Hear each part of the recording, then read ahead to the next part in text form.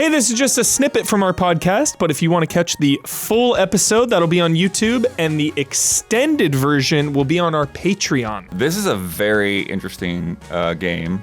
And again, like, this is a small studio, but I think if you look at this, you probably wouldn't peg it as an indie game.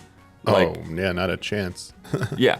This looks good. a really good looking game. It's a really interesting concept, and like how, like, there's a fair amount of like Breath of the Wild, like systems-based mechanics with like physics and fire and other elements and stuff like that. There's a fair amount of Shadow of the Colossus in here. I was going to say, is this a Shadow of the Colossus type one? Yeah. Yeah. And then there's a fair amount, like, there are times when, like, those kinds of things coming together remind me of Dragon's Dogma. Hell yeah. There's things in here that remind me of Hades as well. So it's just a really interesting action-adventure game. And I'd say, like, maybe the biggest difference between this and say like Breath of the Wild is that it's just like it's a little bit more like focused. So like rather than just like being put out into a huge open world, like you're essentially going like level by level through fairly large zones, but not just endless vistas or anything like that. It doesn't drop you in a valley and say defeat Ganon, or give you like 13 different side objectives. Yeah. What, Damiani? I was gonna say, yeah. I mean, plenty of great games that do that. Like that's Xenoblade. I mean, they have a million things to do, but large, beautiful environments. It doesn't always have to be seamless open world. By the way, before I forget, this is also one that like Creative Studio 3 is doing something with this as well. I forgot. Right. Yeah. They did a boss or something. A boss. Right? Yeah. A boss encounter or something. Yeah. But yeah, so you have. Yo, this looks good, dude. Yeah, so this is the camp. So this is kind of like this is where my Hades comparison is because you come back to the camp, you pet the ox and you talk with everybody there and get little story updates from the different people in your caravan.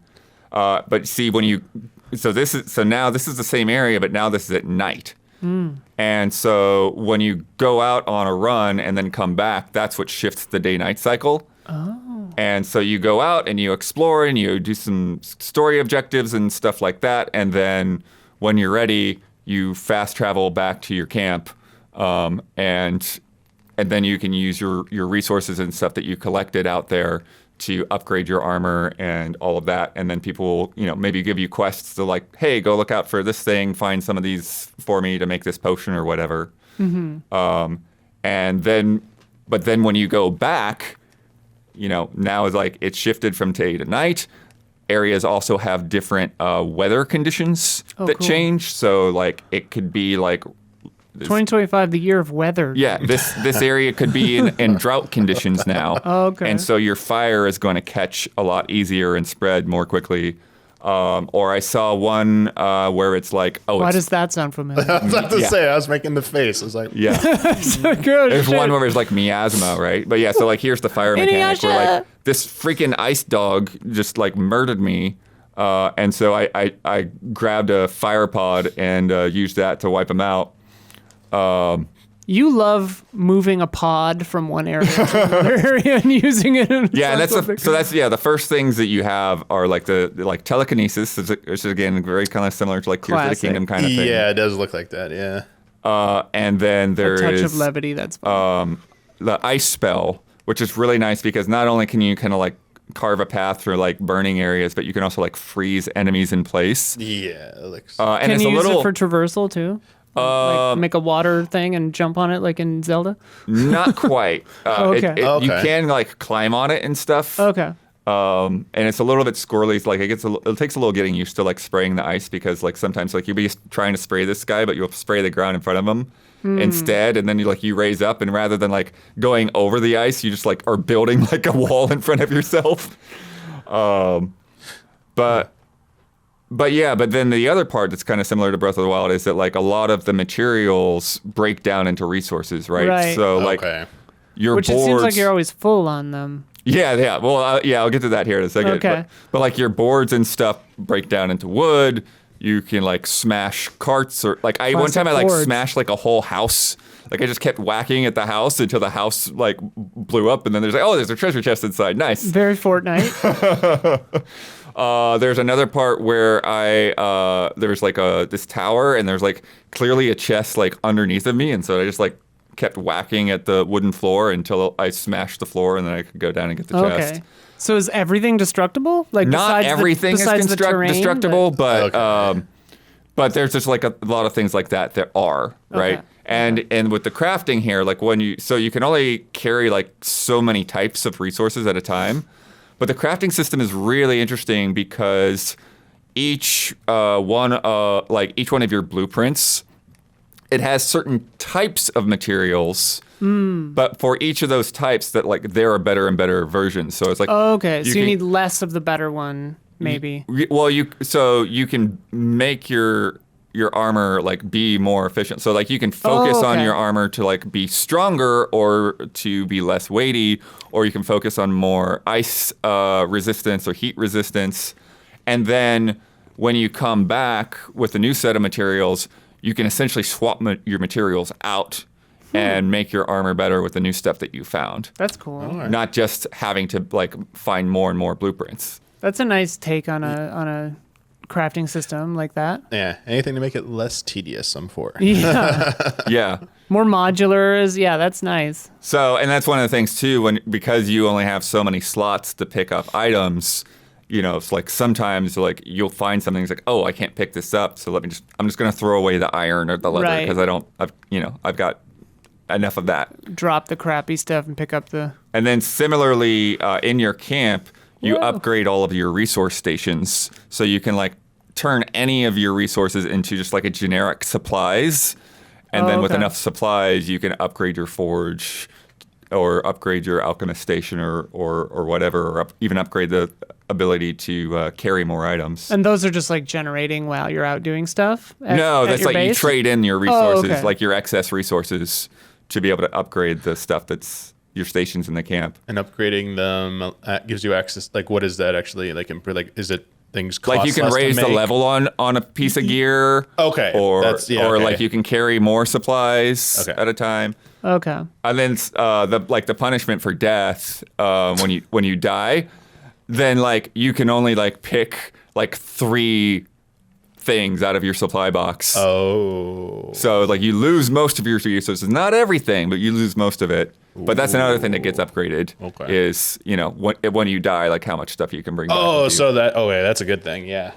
Yeah. Definitely want to upgrade. And then this is the kind of the Shadow of the Colossus. Okay, tell me about this, because it looked like you were like targeting specific parts of the body, and you like defeat the shin and stuff. Yes. So first of all, like I was spraying ice to like hold his foot down so I could get on there. Very cool. And then you hold the Y button on Xbox to cling, kind of like Shadow of the Colossus when he's going to try to shake you off. Yeah. But then they're like exposed like bits of skin. Okay. That you can do damage to, and then like once you've done enough damage, and it's like, okay, you can't do any more damage here. Oh, you expose the skin. But then the armor has got like these bolts in it, so you whack at the bolts to knock a piece of armor off and expose like a chest area or something like that.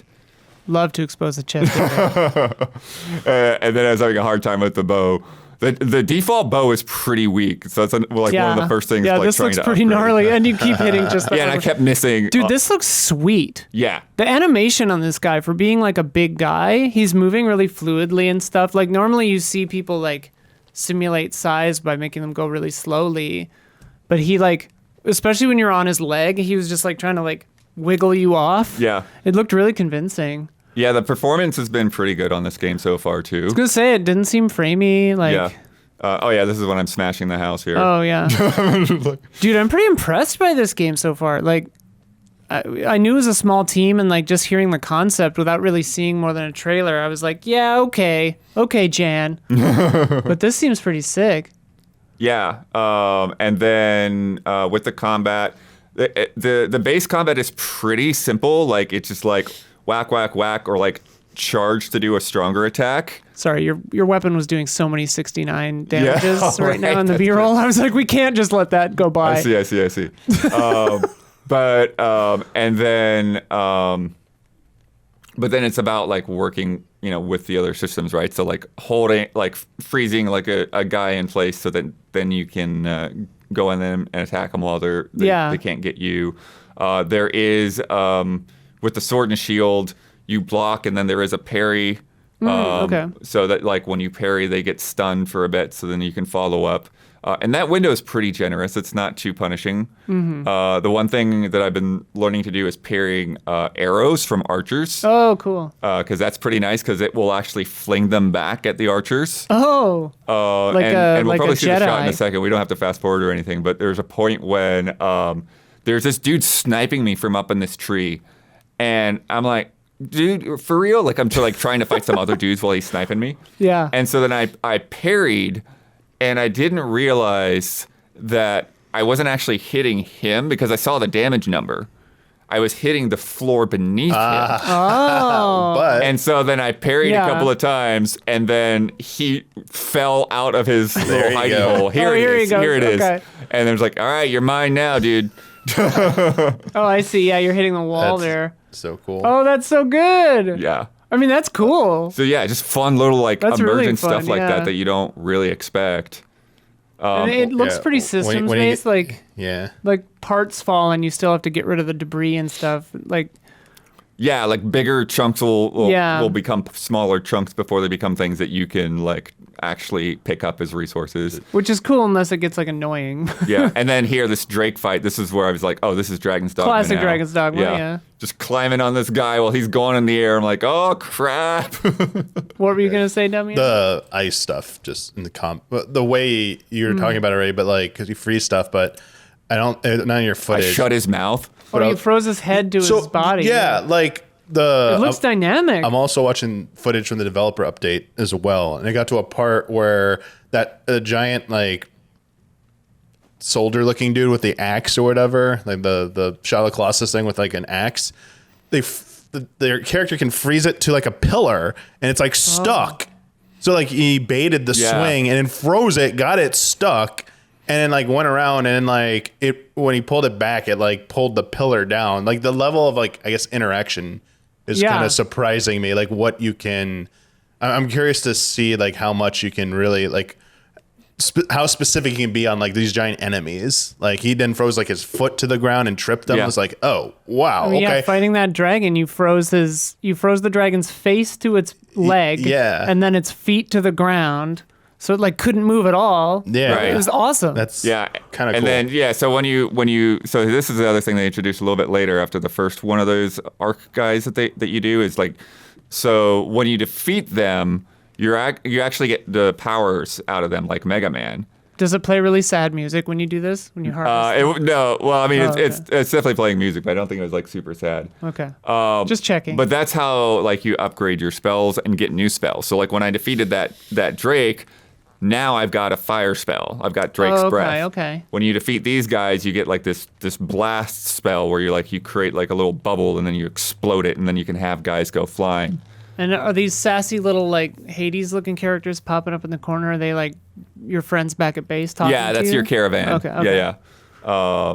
And there's one thing I will say. There's definitely a lot of lore and talking in this, especially up Look out front. here. Where it's like, I'm kidding. okay, there's pages of stuff to read in here, and a lot to learn about all these different characters because the whole idea behind this world is this place is called the Enclave. And it was this country that really leaned into magic and learning magic and all of that. And they had even started exporting magical devices to other countries around the world. Okay. And then this incident happened that they called the Surge. And when that happened, Shout out to the Surge. these walls went all around the Enclave. And all of the magical devices around the world stopped working. And some of them damn. exploded.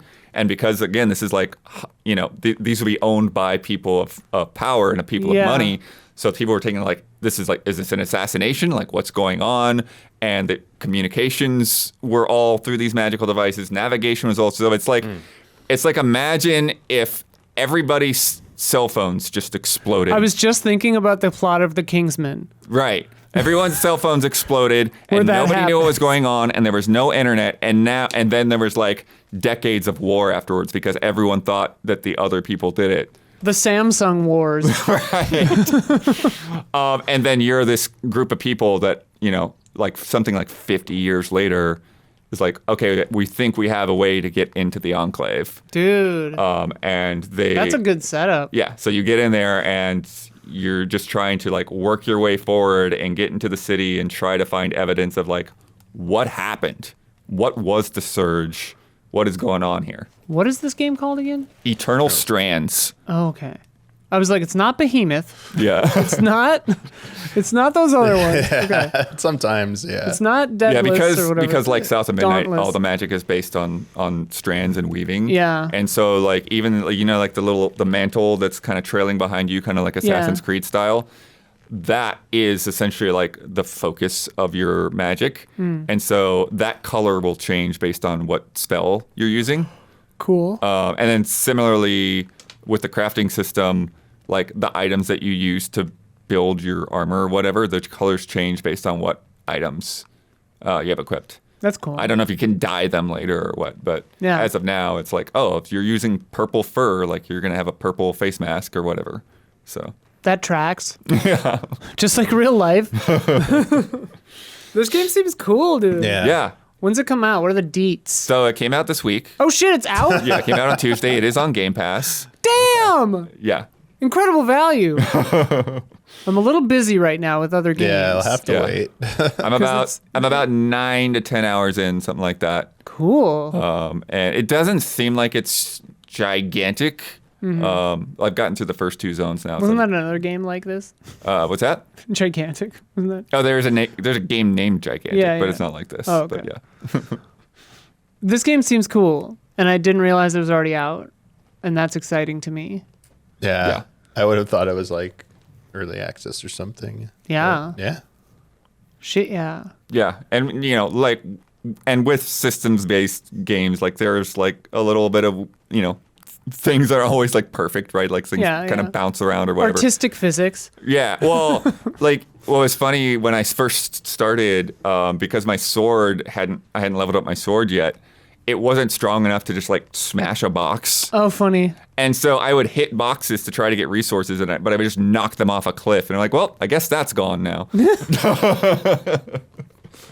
Yeah, that'll happen. The other annoying bit that I've done so far was there's this area in the swamp that's like, for some reason we haven't learned why yet, is just entirely encased in ice. Ooh.